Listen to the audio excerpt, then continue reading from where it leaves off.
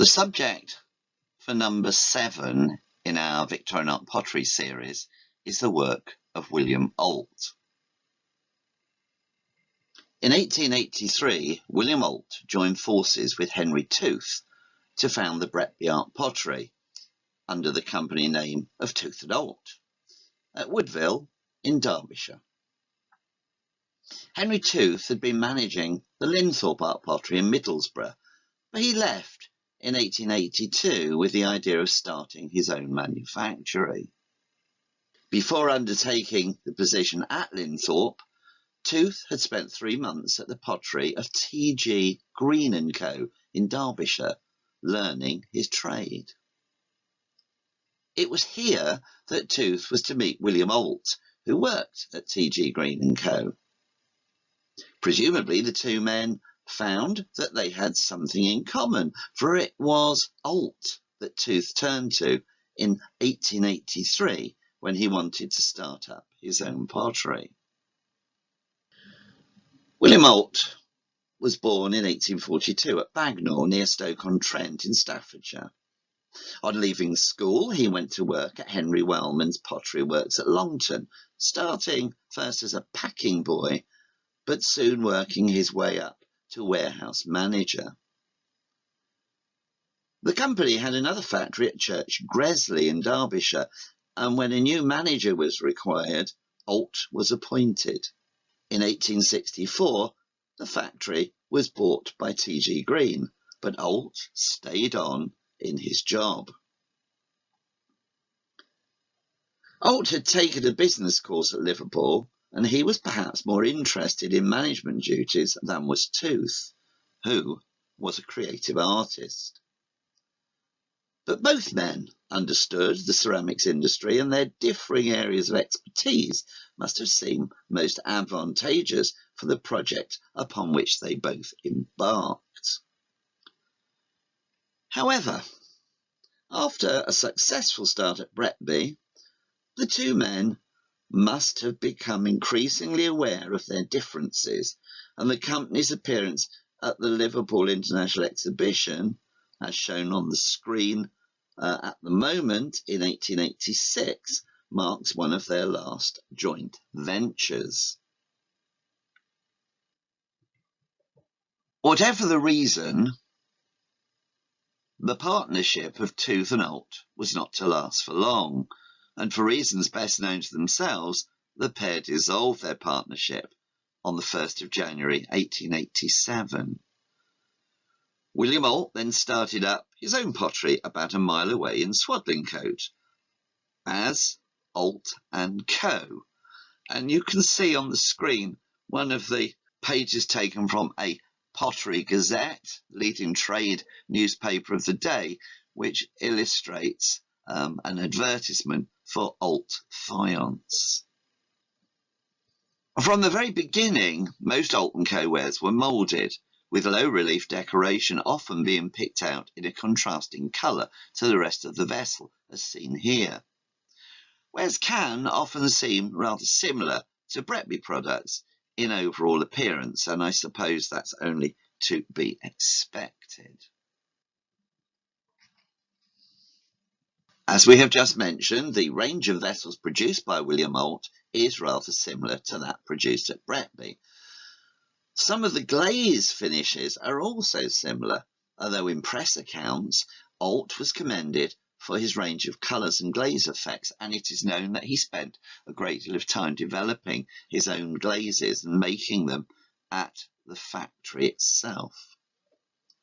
Certainly, like Tooth, he was very successful and his firm prospered. Ault is somewhat unusual among art pottery manufacturers in that the standard factory mark is impressed into the vessel's mould rather than being stamped directly into the base of the vessel. This results in the factory mark being raised in relief on the underside of the vessel bases. Accordingly, the base profiles are slightly domed, and this allows the foot ring contact with the ground rather than the vessel possibly rocking on the projecting Ault factory mark. The factory mark consists of an image of a vessel, similar to a classical amphora, with no base.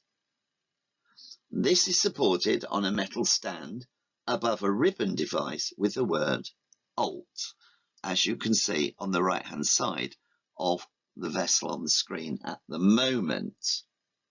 This vessel is reputedly the first shape produced by the factory and was subsequently offered for sale with a tripod stand made of either iron, brass, or bamboo. And here we can see a graphic which illustrates in more detail the actual mark itself.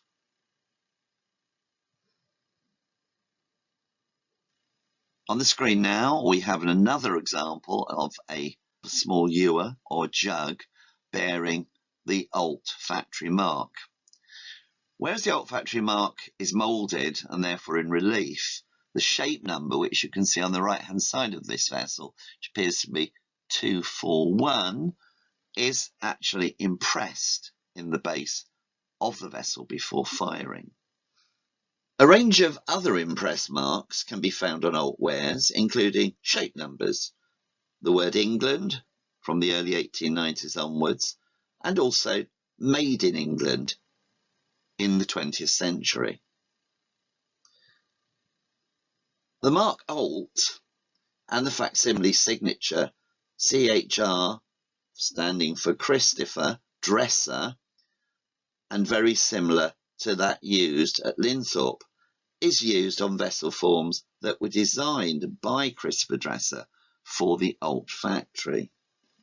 If you look at the bottom right hand side of this image, you can see quite clearly on the left hand side a shape number impressed into the base of the vessel, the word England, the Ault factory mark, and to the right of that mark a registered design number which tells us when the design was actually registered.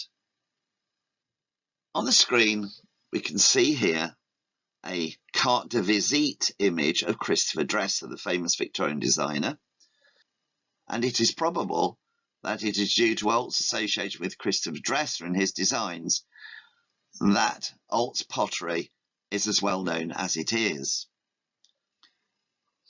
William Ault must have known Christopher Dresser through his connection with Henry Tooth at Linthorpe, and when Linthorpe collapsed, as it did in 1889, Ault bought several moulds from the factory sale in 1890. He was not alone in this. For example, Bermontov's Art Pottery of Leeds also acquired several of the Linthorpe moulds. As regards Ault, he used these moulds for his own production, and either in connection with this or to supplement these purchases, in 1891 Ault apparently made some form of payment to Dresser. More importantly, in 1893, Dresser signed an exclusive 3-year contract with William Ault, agreeing to commit himself to provide designs for Ault to the exclusion of other art potters. Under this agreement, Dresser, by now perhaps somewhat older and wiser in respect of the actions of potters, made sure that Ault would stamp pots made to his designs with the words Christopher Dresser, and that other vessels should never carry his facsimile signature. There was also a provision, presumably beneficial to both parties, whereby Dresser was paid to visit Ault's factory to inspect the quality of the production of his designs. And we can see the base of one of these pots with Christopher Dresser's facsimile signature on the base. Christopher Dresser is well known for his somewhat unusual designs and the originality of his designs. And here we have an example of one of his designs for William Ault. The shapes produced under this Ault-Dresser contract, bearing the Dresser facsimile signature, certainly run from shapes number 216 to number 323. But others may exist as yet unidentified. As with Linthorpe, dresser designs may have been produced after the finish of their mutual contract.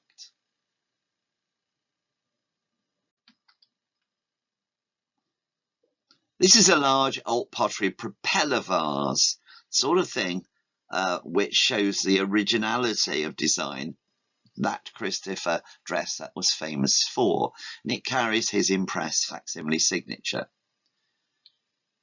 You can see an auctioneer's estimate when this particular example was sold of £1,000 to £1,500, and it is quite common for some of these dresser designed old pieces to make four figures when they come up at auction.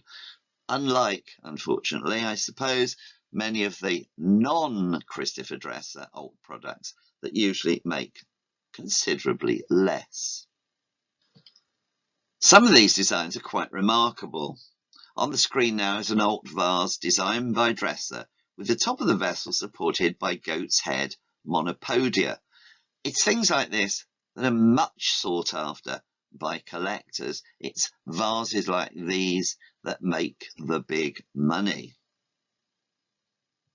What you can see now is the underside of the base of this vessel, and quite clearly here we have Christopher Dresser's facsimile signature and the shape number 316.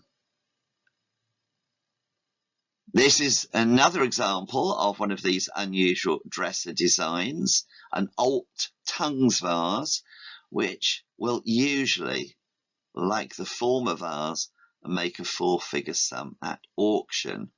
This is particularly nice, this image on the screen at the moment, it shows a vessel using flown glazes, particularly the base or the lower half of the vessel, and these glazes, termed flown glazes, are very common indeed at Bretby and indeed at Linthorpe, and it is thought they are very much the work of Henry Tooth initially, but copied further by Ault. It's nice with this particular vase that we've got the contrast of the bright blue and the rather murky brown colour. Similar effects can be seen on Bretby artwares of this period, around the turn of the century. And here's another example, this time with a monochrome glaze, to illustrate that the glazes that Ault produced were or could be very consistent indeed. Incidentally, in 2015, an Ault pattern book came to light that included a sketch for this vase shape. There are scores, if not hundreds, of designs in this pattern book, but there's a series of forms, the design of which can be connected with Christopher Dresser designs. Many Ault wares do not carry the factory mark, and those vessels which only display a Dresser facsimile signature, sometimes with a shape number as we've just seen, are usually taken to be manufactured by Ault. On the screen now is another advertisement for the wares produced at Ault's factory. Like Henry Tooth, William Ault advertised his wares extensively. His marketing strategy also included showing Ault's products at international exhibitions, where he was awarded a number of prizes. As can be seen in this illustration, very prominent on the screen is one of those awards.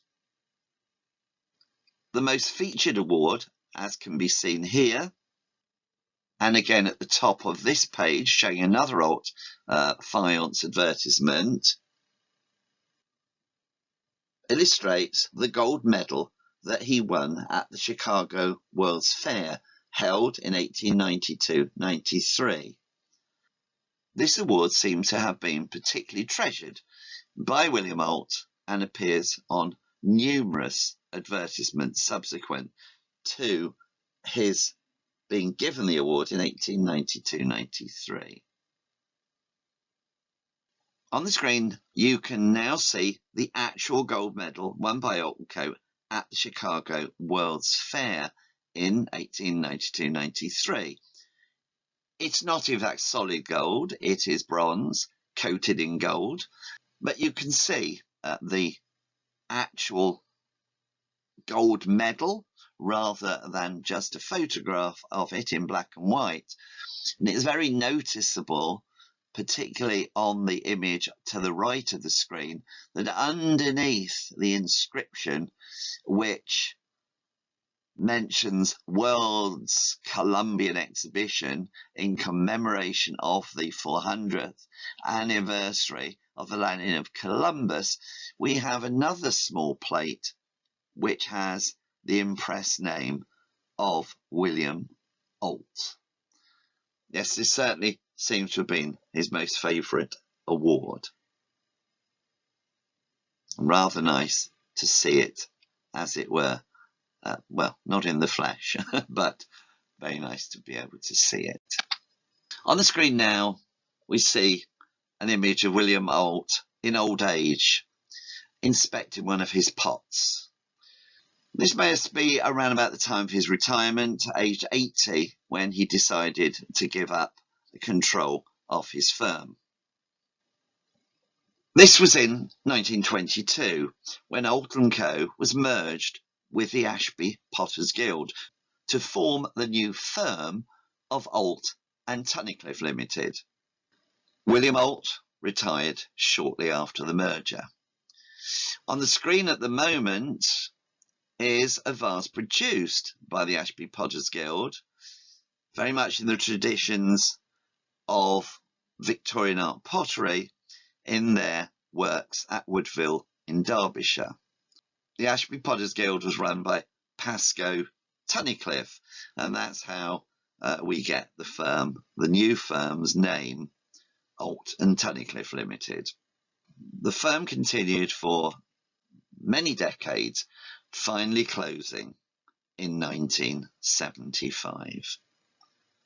Although there's not a single standard monograph covering Ault's art pottery, there are a number of short mentions in various works and the pottery's connections with Dr. Christopher Dresser, and this has ensured wide coverage in books devoted to his designs.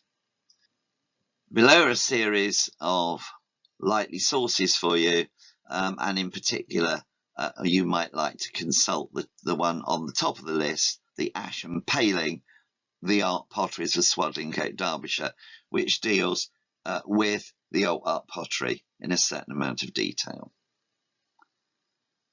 Thank you very much for viewing this presentation on Ault & Co.